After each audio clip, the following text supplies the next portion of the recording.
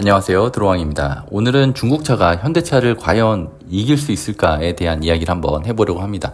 아마 이 질문에 말도 안 되는 소리라고 하시는 분들도 계실 거고, 이미 이기고 있는 거 아니냐고 반문하시는 분들도 계실 거라고 생각을 합니다. 그런데 솔직히 말씀드리면 5년 전에 이 질문을 했다면 저도 그냥 가볍게 웃어 넘겼을 텐데요. 하지만 지금은 다르다고 생각을 합니다. 중국 자동차 시장에서 벌어지고 있는 일들을 보면 이건 그냥 웃어 넘기기가 어렵다고 생각을 합니다. 본론으로 들어가기 전에 왜 우리가 그동안 중국차를 무시해 왔는지부터 한번 이야기를 해보겠습니다. 사실 중국차를 무시하는데 큰 이유가 있죠. 2010년대 초반까지만 해도 중국차는 싸구려 이미지가 맞았었거든요. 안전 테스트에서 처참한 성적이 나오고 내구성이 약하고 디자인도 기존 차를 그대로 베끼는 수준이었습니다. 그러다 보니까 자연스럽게 중국차는 싸고 품질이 나쁜 차라는 인식이 자리를 잡게 됐고, 많은 분들이 지금도 그런 인식을 갖고 계신 경우가 많이 있습니다. 그런데 문제는 지금 중국차가 그 시절의 중국차가 아니라는 거죠.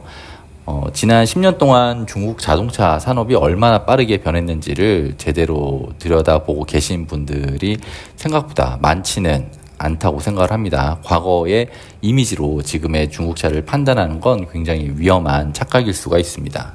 우선 첫 번째로 이야기할 부분은 중국 자동차 산업의 성장 속도를 숫자로 이야기 한번 해보도록 하겠습니다. 2023년 기준으로 중국은 세계 최대 자동차 수출국이 되었는데요. 일본을 제치고 1위로 올라선 건데 불과 10년 전만 해도 상상하기 어려운 일이었습니다. 특히 전기차 분야에서는 BYD가 테슬라를 제치고 전 세계 전기차 판매 1위를 차지하기도 했습니다. 기술 측면에서도 빠르게 추격하고 있는데요. 배터리 기술에서는 이미 세계 최고 수준이라는 평가를 받고 있고, 자율주행 기술도 굉장히 빠르게 발전하고 있습니다. 여기에 중국 내수 시장이 워낙 크다 보니까 현지에서 치열하게 경쟁하면서 기술력을 쌓아온 게 지금의 결과로 나타나고 있다고 생각을 합니다. 가격 경쟁력은 말할 것도 없고, 비슷한 스펙의 차량을 현대 기아보다 20에서 30% 저렴하게 내놓는 경우가 많은데요. 이게 단순히 싸게 만드는 게 아니라 배터리부터 소프트웨어까지 수직 계열화된 생산 구조 덕분에 가능한 게 아닐까 생각을 합니다. 이 가격 경쟁력이 지금 전 세계 자동차 시장에서 파장을 불러일으키고 있는 현실이라고 생각을 하고 있습니다. 두 번째로 이야기할 부분은 현대차의 현재 상황에 대한 이야기를 한번 해보려고 합니다. 현대 기아차는 분명히 지금 굉장히 잘하고 있는 회사인 건 확실한데요. 글로벌 판매 순위에서 꾸준히 상위권을 유지하고 있고, 아이오닉 시리즈 같은 전기차도 해외에서 굉장히 좋은 평가를 받고 있습니다. 이 부분은 인정해야 되는 부분이죠. 그런데 중국 시장에서는 이야기가 또 다릅니다. 현대차가 한때 중국 시장에서 연간 100만 대 이상을 팔던 시절이 있었는데요. 지금은 그 수치가 급격히 줄었습니다. 중국 로컬 브랜드들이 빠르게 치고 올라오면서 현대차가 설 자리가 굉장히 좁아진 상황입니다. 중국에서 벌어지는 일이 왜 중요하냐면요.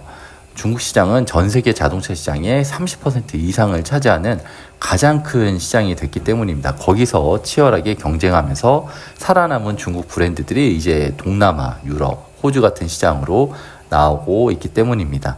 한국 시장도 예외가 아닐 수 있는 부분이 가장 큰 위기로 느끼는 부분이라고 할 수가 있겠습니다. 세 번째로 이야기할 부분이 오늘 영상의 핵심적인 부분이 될 수도 있는데요.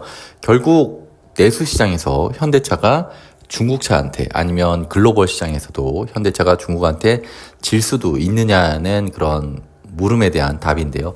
단기적으로 봤을 때 저는 아니라고 생각을 합니다. 아무래도 브랜드 신뢰도나 국내 AS 네트워크 문제, 아니면 소비자 인식, 이런 것들은 하루아침에 쉽게 바뀌지 않을 거라고 생각을 하고 있습니다.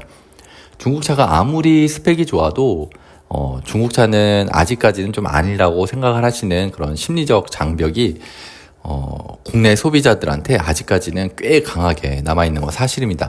그런데 장기적으로 봤을 때는 또 이야기가 전혀 달라질 수도 있는데요. 지금 젊은 소비자들은 이제 나이 드신 40, 50대 분들처럼 중국차에 대한 그런 강한 거부감이 또 없는 경우도 많이 있습니다. 가격대가 같다면 브랜드보다는 아무래도 스펙을 보는 세대들이라고 할 수가 있습니다. 이 세대가 자동차 구매의 주력이 되는 10년 후에는 지금과는 또 전혀 다른 시장이 펼쳐질 수도 있을 거라고 예상을 하고 있습니다.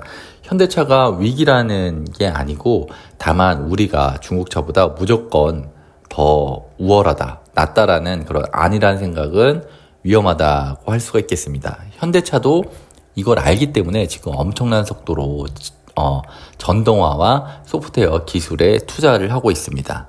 오늘은 중국차가 현대차를 과연 넘어설 수 있을까에 대한 이야기를 한번 해봤습니다. 중국차가 지금 당장 현대차를 이기는 건 쉽지 않아 보이는데요. 하지만 5년 후 그리고 10년 후를 이야기한다면 지금처럼 확신을 갖기는 쉽지 않을 거라고 생각을 합니다. 중국차의 성장 속도가 그만큼 굉장히 빠르고 자율주행 같은 기술력 부분에서는 이미 현대차를 앞섰다는 평가를 받기도 하고 있고 또 기술력 격차를 생각보다 빠르게 추격하고 있기 때문입니다. 중국차가 못했던 감성적인 영역인 또 마감 품질이나 소재 선택, 실내 인테리어 디자인에서도 글로벌 기준에 맞는 품질을 선보이는 그런 차들이 점점 많아지고 있는 현실입니다.